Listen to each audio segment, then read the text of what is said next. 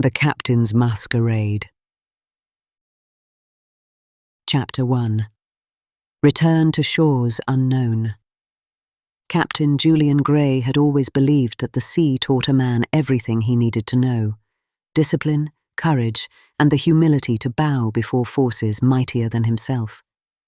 Yet stepping onto the stone quay of Portsmouth after 2 relentless years at sea, he discovered the sea had not taught him one crucial lesson: how to be at ease on land.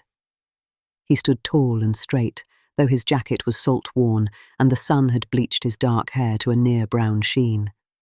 A gull shrieked overhead. The scent of tar, brine, and coiled rope clung to him like a familiar second skin. Around him, the docks were bustling, officers shouting orders, sailors greeting families with boisterous embraces, horses clattering on cobblestones, and porters hauling crates with the resigned vigour of men who did such things every day. Julian inhaled deeply, grounding himself. He should have felt triumphant. His last voyage had been difficult: storms off Madeira, skirmishes with smugglers near the Bay of Biscay, and a nearly fatal week when half his crew fell ill. But he had brought them home safely. He had upheld his duty. Still, some odd restless yearning tugged at him. Perhaps it was because duty alone had filled his life for so long. "Captain Grey," came a familiar voice. Julian turned to see Commander Alistair Redmond approaching with the confident stride of a man who owned the ground he walked upon. Redmond was taller, heavier in build, with auburn hair and sharp blue eyes that missed little. He was a respected officer, ambitious and widely admired. The men followed him readily. The Admiralty listened to him often. He had also been Julian's commanding officer for nearly 5 years. "Commander," Julian said, standing a fraction straighter, "it's good to see you, sir." Redmond clapped him warmly on the shoulder. "The Admiralty's pleased with your report. As am I. You've more than earned a few weeks of rest." Julian's lips twitched faintly. "Rest still feels somewhat foreign, sir." Redmond laughed. "Then you must reacquaint yourself with it quickly. And what better way than a celebration? I insist that you attend the masquerade ball at the Redmond estate tomorrow night." "A masquerade," Julian echoed. "A splendid one. My mother has arranged everything. There will be music, dancing, unending champagne. My sister has even ordered Venetian masks for the guests." Redmond's expression softened just a little. "Since you're practically family, you're expected."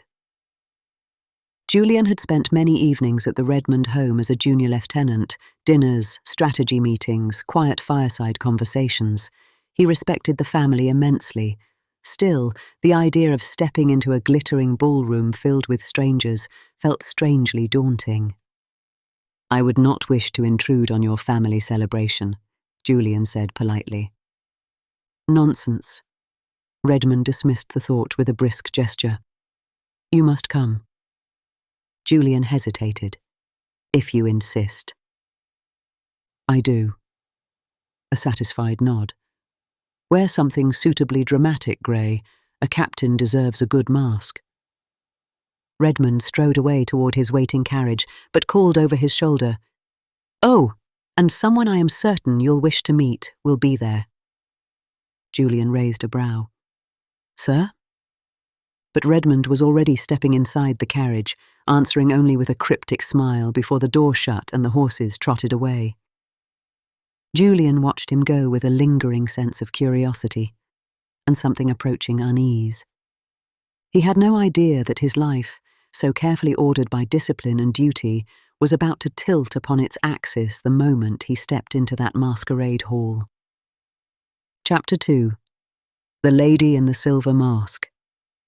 The Redmond estate shimmered like a jewel at twilight, torchlight flaring along the manor's facade and golden windows glowing with the life within. Carriages clogged the long drive, guests cloaked in velvet and silk hurried toward the entrance, feathers and jewels flashing in the lamplight. Inside, violins soared through the air as if in flight. Chandeliers blazed overhead. Laughter mingled with the crisp rustle of gowns and the low murmur of gentlemen exchanging polite greetings through their masks. Julian, in a simple black suit with a navy cape and a mask shaped like a raven's wings, moved through this world as though into uncharted waters. Everything felt slightly unreal, excessive, overwhelming. Still, it was undeniably beautiful. He kept to the shadows at first, observing. The guests were vibrant and carefree, so unlike the men on deck whose laughter always held a hint of desperation. Here, life glittered without consequence. "Captain Grey," a cheerful voice broke through the din. Lady Henrietta Redmond, his commanding officer's mother, bustled toward him in a gown embroidered with dozens of golden leaves. Her mask was a delicate cluster of pearls. Despite the finery, her warmth was genuine. "My dear boy, how handsome you look, and so tall. I swear you've grown since last I saw you." Julian's lips curved. "You are far too kind, Lady Henrietta." "Nonsense. Come, you must meet the guests." He submitted reluctantly, shaking hands, exchanging pleasantries, nodding graciously to those who thanked him for his service. But his gaze kept drifting toward the dancers, where colours blurred in sweeping circles. "Looking for someone?" Lady Henrietta teased. "No," Julian said, but his attention pulled again toward the dancers. He did not know what he hoped to find there. "Well, if you change your mind, I know many delightful young ladies." Julian coughed lightly. "My lady, But her focus had already shifted, her eyes brightening. "Ah, there she is, my Sophia." Julian followed her gaze. A woman stood near the far edge of the ballroom, partially turned away, speaking to a small group of guests. She wore a gown of soft silver that glimmered like frost in moonlight. Her mask, also silver, was shaped like the wings of a dove. Dark curls tumbled from her loose coiffure. Her posture was graceful, yet faintly guarded, as though she wore an invisible shield. And something in Julian's chest simply shifted, as if a tide had changed direction. "Who is she?" he heard himself ask. "Lady Sophia Redmond," Lady Henrietta replied proudly. "My niece. I raised her alongside Alistair after her parents passed." Lady Sophia, Redmond's cousin. Julian had never met her, though he recalled Redmond mentioning her on occasion. "She looks—" He struggled for a fitting word. Beautiful felt too small. Ethereal felt too fanciful. Henrietta supplied her own.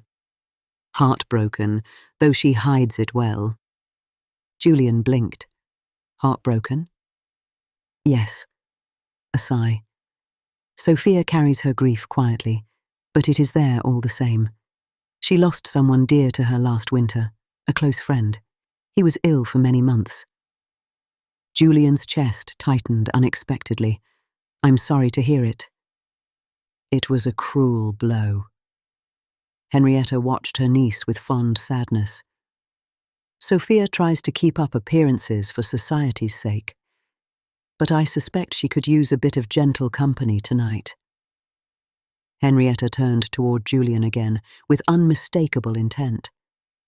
"Would you do me the favor of asking her to dance?"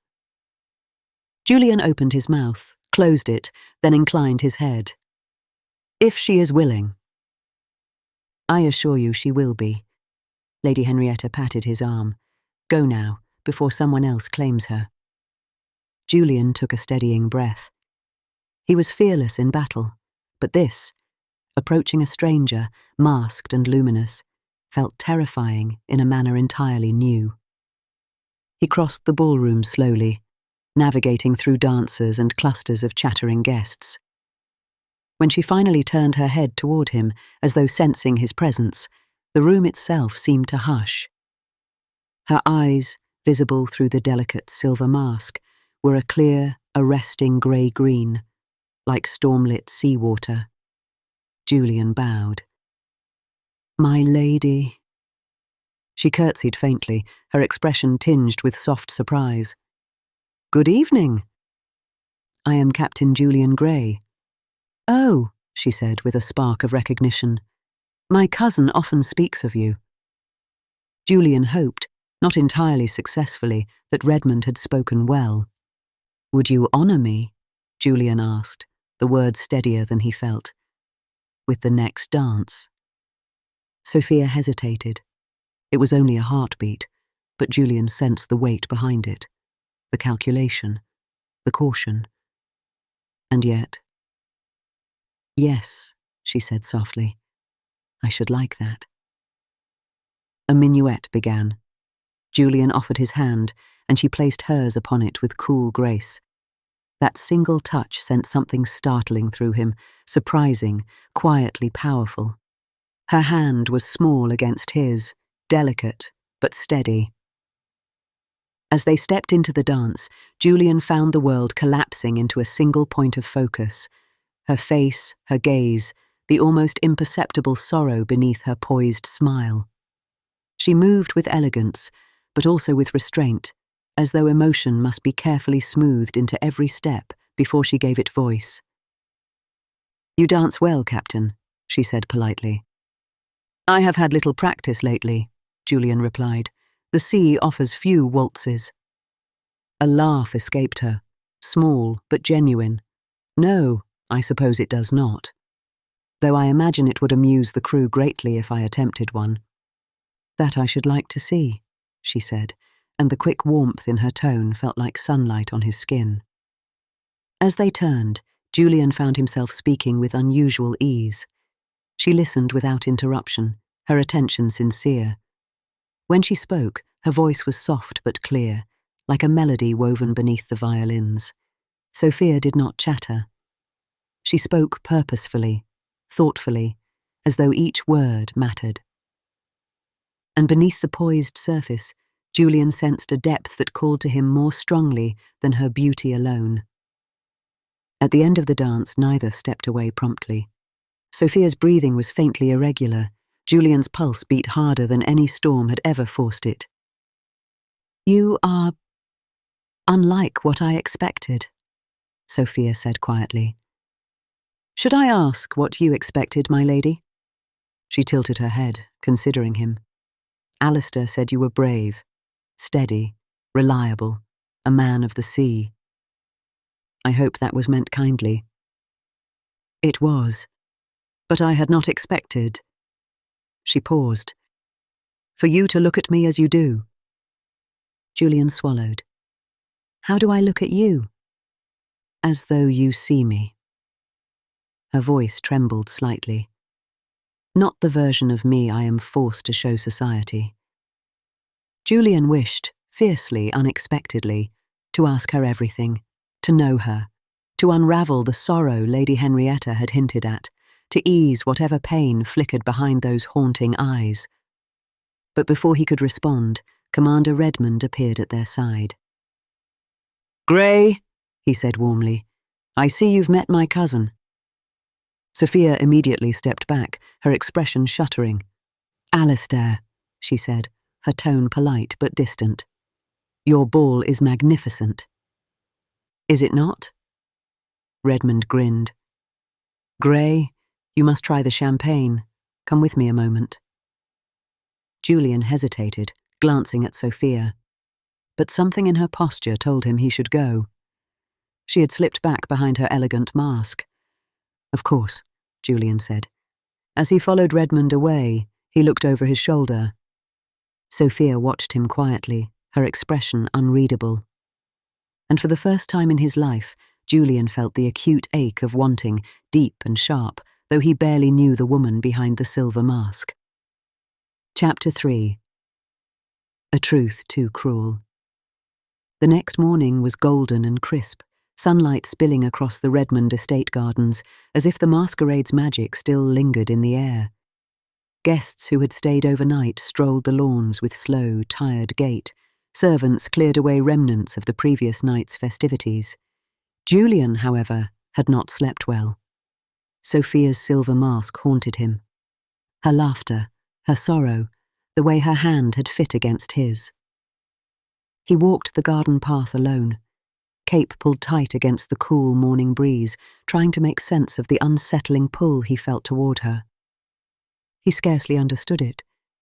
He had known her for only a dance, a few exchanged words, yet she occupied his thoughts as though she had stepped directly into his soul. A footstep behind him broke his reverie. "Grey," Redmond called. Julian turned. His commanding officer strode toward him with the brisk confidence of a man already planning a dozen tasks for the day. He carried 2 letters in his hand. "I've been looking for you," Redmond said. "I wanted to speak before breakfast." "Of course, sir." They walked together a few paces. "You danced with Sophia last night," Redmond observed. Julian kept his tone neutral. Briefly. "She seemed lighter than usual afterward," Redmond said, sounding almost relieved. "You have my gratitude for that." "I am glad if I was any comfort to her," Julian replied carefully. Redmond exhaled. "She has been through a great deal." "I heard as much, sir." "Yes." Redmond paused, then spoke in a softer voice. "I care for her deeply, always have, which is why I am determined to see her provided for." Julian felt a faint unease crawl up the back of his neck. "What do you mean?" he asked. Redmond lifted one of the letters. "Her betrothal contract arrived yesterday afternoon." Julian stopped walking. The world narrowed into cold silence. "Her what?" His voice was rougher than he intended. "Her betrothal," Redmond repeated gently, as though speaking to a wounded animal. "Did she not mention it?" "No," Julian said. His mouth felt dry. "Ah." Redmond nodded with sympathetic understanding. "Sophia keeps her private affairs close." Julian could barely form the question. "Who is she to marry?" Redmond looked out at the gardens. "You know him well." Julian's heartbeat stuttered. "Sir?" Redmond turned toward him fully. "Me, Grey." Julian felt the world tilt, the hedges, the gravel path, the distant chirping of birds, all of it blurred at the edges. "You," Julian whispered. Redmond nodded. "It has long been planned between our families. Sophia is willing, though I know she still grieves her late friend. In time, she will heal. She is a good woman. I will take care of her." Julian said nothing. Could say nothing. Redmond placed a firm hand on his shoulder. "I trust you understand, Grey. You are like a brother to me. I would not wish for anything to complicate our command or our friendship." "Complicate?" The word stung like a wound salted.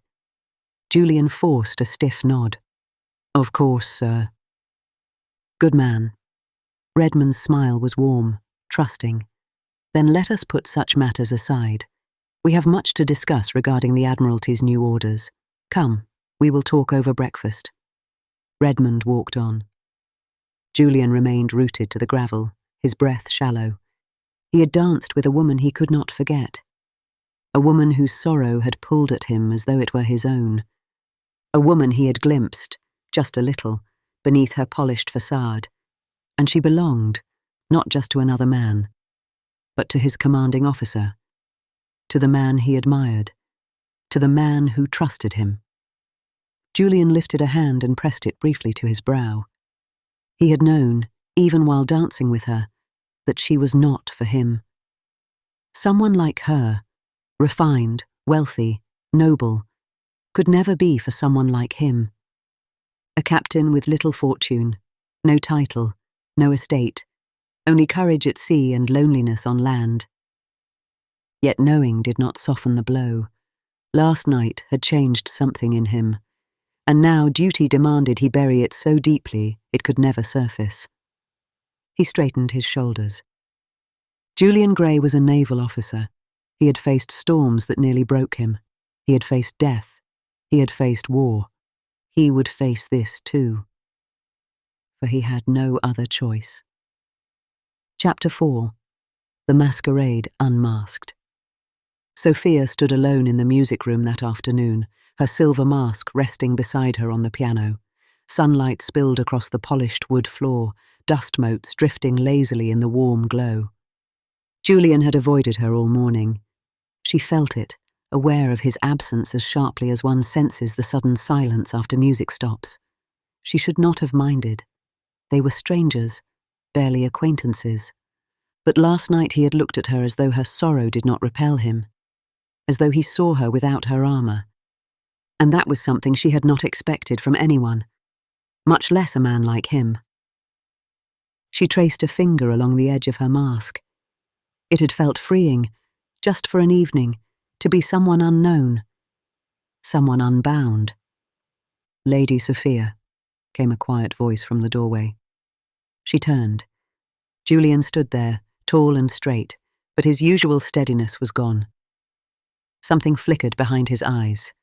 Conflict, tightly contained. "Captain Grey," she said softly, "you vanished this morning."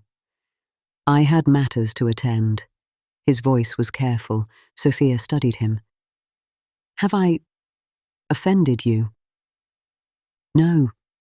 The answer came too quickly. "Never." Silence settled between them, heavy and fragile. "You danced beautifully last night," she said gently, trying to ease the tension she sensed. "I am not certain I thanked you properly."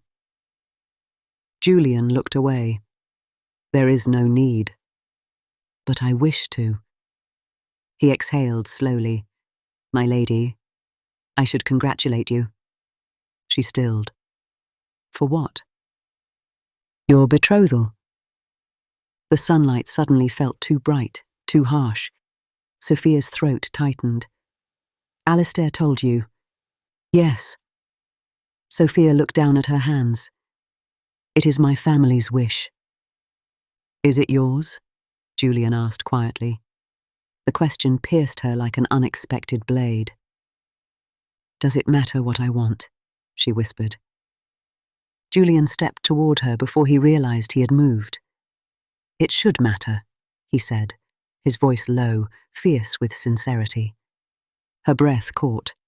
But then, with immense effort, Julian drew back. "I am your cousin's officer," he said with formal restraint, "his friend, and he speaks of you with deep affection. I will not, must not, interfere." Sophia's heart twisted painfully.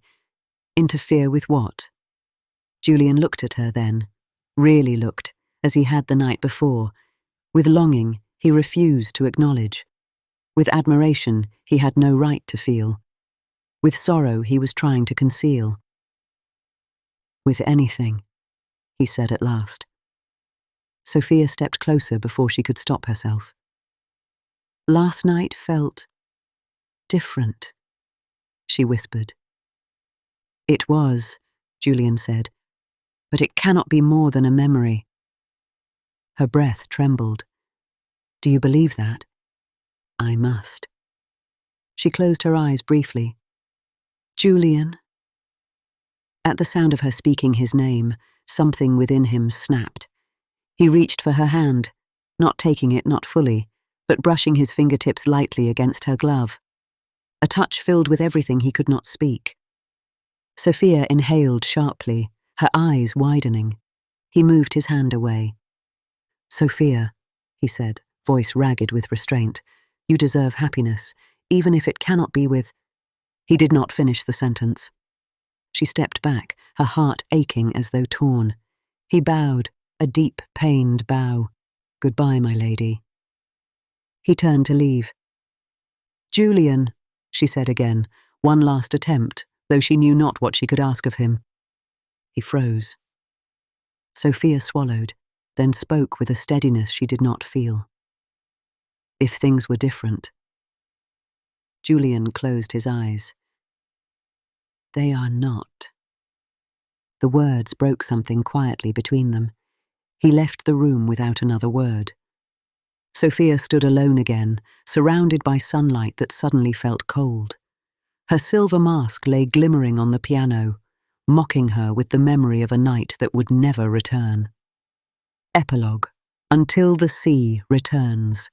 Julian left the Redmond estate the next day under the polite guise of urgent naval business. Redmond accepted the explanation without suspicion. But Lady Henrietta watched him depart with sad understanding in her eyes. And Sophia stood at her bedroom window, the silver mask in her hands, unable to look away as his figure disappeared down the long drive. In the months that followed, duty carried Julian Grey far from English shores once more. He buried himself in naval command, in charts and storms, and the endless pull of the horizon. But on quiet nights, when the sea was eerily still, he would think of a ballroom lit by 1,000 candles, of a woman in a silver mask, of a dance that had changed him. Lady Sophia Redmond married in spring. The newspapers reported a union of wealth and strength, a match of families long destined for alliance. They did not report her sorrow, or her courage, or the memory of the man who had seen her in a single moment more clearly than anyone ever had. Julian kept that memory as one keeps a secret treasure, invisible, priceless, and untouched by time. And though he never spoke her name aloud again, he carried the echo of their dance with him across every sea he sailed. For some meetings, he knew, were never meant to become love stories, but they still became part of a man's soul. The end. Thank you, dear reader of the Regency Gazette, for joining us in another tale of love, intrigue, and whispered ballroom secrets. If today's romance delighted you, kindly bestow a like upon this video. It helps our Gazette reach more lovers of Regency storytelling. For weekly journeys into dukes, debutantes, scandals, and slow-burning devotion, please subscribe to the Gazette and tap the little bell so you are notified the moment the next story is published. Until our next edition, may your days be filled with grace and your nights with the promise of romance.